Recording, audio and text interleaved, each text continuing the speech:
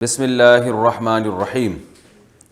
شوہر کی وفات کی عدت کتنی ہے؟ زوجہ خالد ریاض سے پوچھتی ہیں، ایک خاتون کے ہاں ولادت ہوئی اور تیسرے ہی دن ان کے شوہر کا انتقال ہو گیا، اب ان کی عدت کا کیسے شمار ہوگا؟ کیونکہ نفاس ختم ہونے کے بعد بھی بہت عرصے تک پیریڈز نہیں آتے۔ یہ مسئلہ تو آج JTR میں بھی پوچھا ہے، میرا خیال ہے انہوں نے JTR میں بھی پوچھا ہوگا، یہاں بھی پوچھا ہے۔ تو اس کا جواب یہ ہے کہ اگر شوہر کی وفات کے بعد بچے کی ولادت ہو تو بچے کی ولادت ہوتے ہی عدت ختم ہو جاتی ہے، چاہے 1 گھنٹے بعد ہی ولادت ہو جائے۔ لیکن اگر شوہر کی وفات سے پہلے ولادت ہو چکی ہے تو پھر شوہر کی وفات کے بعد جو عورت کی عدت ہے وہ نفاس سے یا حیض سے نہیں ہوتی، وفات کی عدت جو ہے وہ 4 مہینے 10 دن ہے۔ اگر عورت پریگننسی تے ہے تو بچے کی جب تک ولادت نہیں ہوتی عدت ختم نہیں ہوتی، اگر پریگننسی نہیں ہے تو پھر 4 مہینے 10 دن گزارنے پڑیں گے، جو 130 دن بنتے ہیں۔ یہ جو مینسز والی عدت ہے نا، یہ طلاق کے بعد ہوتی ہے۔ طلاق اگر عورت کو ہو جائے یا خلا عورت نے لیا ہو تو اس کی عدت مینسز سے شروع ہوتی ہے۔ اگر شوہر کی ڈیتھ ہوئی ہے تو بچے کی ولادت کی صورت میں ولادت کی اگر ہو جائے تو ولادت سے عدت ختم ہوتی ہے، ولادت نہ ہو تو 4 مہینے 10 دن۔ لڑائی کے بدلے لڑائی کرنا، انہوں نے اپنا نام بھی نہیں لکھا اور جگہ بھی نہیں بیان کی۔ کہتے ہیں آج کل ایسا ماحول چل رہا ہے کہ لوگ آگے بڑھ کر لڑائی کرتے ہیں، ان سے لڑائی کرنے کے بارے میں کیا حکم ہے؟ میری کل کسی سے لڑائی ہو گئی تھی تو میں نے گالی دے دی تھی، کیا مجھے قیامت کے دن گالی کے بدلے میں نیکی دینا پڑے گی؟ نیز میں نے سنا ہے کہ جب تک اس سے معافی نہ مانگیں تو کوئی عبادت قبول نہیں ہوتی، کیا یہ بات درست ہے؟ بھائی اگر غلطی آپ کی تھی تو پھر جتنی گالیاں آپ دیں گے وہ سب کا آپ کو قیامت میں حساب دینا پڑے گا۔ آپ کو چاہیے کہ دنیا میں اس سے معافی مانگ لیں، اور اگر غلطی آپ کی نہیں تھی بلکہ آپ نے بدلے کے طور پہ لڑائی کی ہے تو پھر قرآن میں اس کو اللہ نے صاف طور پہ فرمایا وَجَزَاءُ سَیِّئَةٍ سَیِّئَةٌ مِثْلُهَا، کہ برائی کا بدلہ اسی کے بقدر برائی ہے۔ یعنی اگر کوئی آپ سے پہ ظلم کرتا ہے، مارتا ہے، تو آپ بھی انتقام میں اس کو اتنی سزا دے سکتے ہو جتنا اس نے آپ کے ساتھ برا کیا ہے، تو یہ بھی جائز ہے۔ لیکن اگر آپ سمجھتے ہیں کہ صبر کرنے میں معاشرے کی اصلاح زیادہ ہے تو بہتر ہے کہ صبر کیا جائے، کیونکہ قرآن میں آگے فرمایا وَلَمَنْ صَبَرَ وَغَفَرَ إِنَّ ذَلِكَ لَمِنْ عَزْمِ الْأُمُورِ، جو صبر کرے گا اور معافی سے کام لے گا تو یہ بڑے حوصلے کی بات ہے۔ اور قرآن میں اللہ نے فرمایا ادفع باللتی ہی احسن، کوئی برائی سے پیش آئے تو اچھائی سے اس کا دفاع کرو، برائی کا بدلہ برائی سے مت دو، یہ ترغیبی احکام ہے۔ فَإِذَا الَّذِي بَيْنَكَ وَبَيْنَهُ عَدَاوَةٌ كَأَنَّهُ وَلِيٌّ حَمِيمٌ، اللہ فرماتے ہیں کہ اس سے فائدہ کیا ہوگا کہ جو تمہارا کھلا ہوا دشمن ہے وہ بھی تمہارا جگری دوست بن جائے گا۔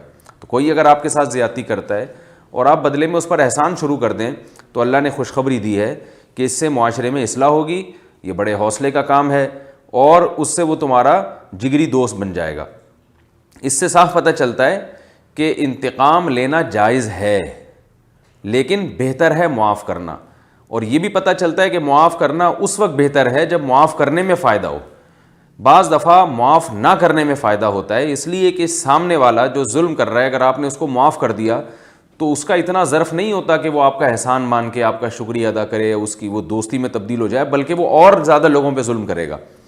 تو ایسے ڈھیٹ لوگوں کے لیے انتقام لینا وہ زیادہ بہتر ہوتا ہے، کیونکہ اگر آپ انتقام نہیں لیں گے تو وہ معاشرے میں ظلم کرتا چلا جائے گا۔ تو عمومی حکم یہی ہے کہ بدلہ لینا جائز ہے، بہتر ہے معاف کرنا، لیکن معاف کرنے میں اگر معاشرے میں فساد پھیل رہا ہو تو پھر معاف نہ کرنا یہ زیادہ بہتر ہے۔ رخصتی سے پہلے بیوی کس کے ماتحت ہے؟ اگر ایک لڑکی کا نکاح ہو جاتا ہے اور رخصتی نہیں ہوتی تو کیا وہ اپنے والدین کے ماتحت ہوتی ہے یا شوہر کے؟ قدرت اللہ صاحب فیصل آباد سے پوچھتے ہیں۔ لڑکی کا جب نکاح ہو جائے تو جب تک رخصتی نہیں ہوتی وہ اپنے والدین ہی کے تابع ہوتی ہے، شوہر کے تابع اس وقت ہوگی جب رخصتی ہو کے شوہر کے پاس آئے گی۔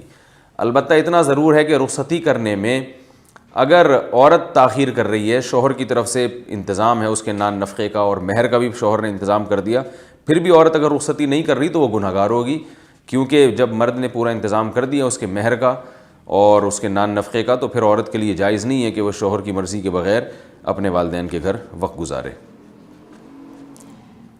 نئے کپڑے دھوئے بغیر پہننا، رئیس الدین انڈیا سے پوچھتے ہیں کیا نئے کپڑوں کو بغیر دھوئے پہن کر نماز پڑھ سکتے ہیں؟ بعض لوگ کہتے ہیں کہ نئے کپڑوں کو بغیر دھوئے پہن کر نماز نہیں ہوتی۔ بھئی یہ بعض لوگ بالکل غلط کہتے ہیں، شریعت میں اصل طہارت ہے، جب تک ہمیں کپڑوں کے ناپاک ہونے کا یقین نہ ہو ہم پاک ہی سمجھیں گے اس کو، ورنہ تو ہر چیز کے بارے میں آپ سارا دن یہی بیٹھ کے سوچتے رہو کہ کہیں ناپاک تو نہیں ہے یہ. تو اس لیے کپڑوں میں اصل، بلکہ ہر چیز میں اصل یہ ہے کہ وہ پاک ہے جب تک کہ اس کے ناپاک ہونے کا یقین نہ ہو. تو کپڑے آپ نے خریدے کیونکہ آپ کو یقین نہیں ہے ناپاک ہونے کا، تو آپ پاک ہی سمجھیں گے اور ان کو پہن کر اگر آپ نماز پڑھ لیں گے تو نماز ہو جائے گی.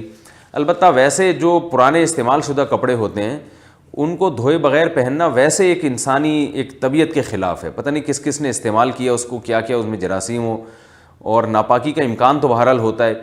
تو کوئی احتیاطاً ان کو دھو کے پہن لے تو یہ زیادہ اچھا ہے. اور اس میں یعنی انسان کی جو نفیس لوگ ہوتے ہیں، صفائی پسند ہوتے ہیں، ان کے مزاج کے بھی زیادہ قریب ہے یہ بات.